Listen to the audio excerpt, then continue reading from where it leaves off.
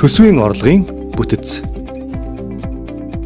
Монгол улсын төсвийн нийт орлогыг 2018 онд 7 их найд 862.9 тэрбум төгрөгөөр, үүнээс тогтворжуулалтын санд 122.8 тэрбум төгрөг, ирээдүйн өв санд 508.7 тэрбум төгрөг хуваарлж, төсвийн тэнцвэржүүлсэн орлогыг 7 их найд 231.4 тэрбум төгрөг байхаар баталсан.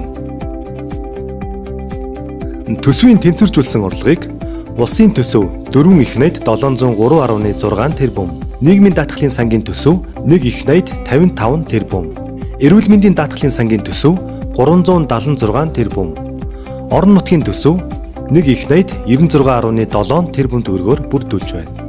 Улсын төсвийг нэмэгдсэн өртгийн албан татвар 1 их найд 517.3 тэрбум, аж ахуй нэгжийн орлогын албан татвар 691.4 тэрбум, онцгой албан татвар 684.3 тэрбум, гайлын албан татвар 536.9 тэрбум, бусад татвар 393 тэрбум, тусгай зориулалтын орлого 12.1 тэрбум.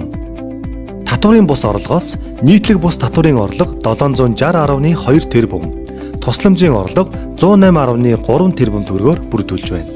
Нийгмийн даатгалын сангийн төсвийг нийгмийн даатгалын шимтгэл 1 их найд 55 тэрбум, эрүүл мэндийн даатгалын сангийн төсвийг эрүүл мэндийн даатгалын шимтгэл 376 тэрбум, орон нутгийн төсвийг хувь хүний орлогын албан татвар 716.4 тэрбум, хөрөнгийн албан татвар 111.2 тэрбум, бусад татвар 175.2 тэрбум.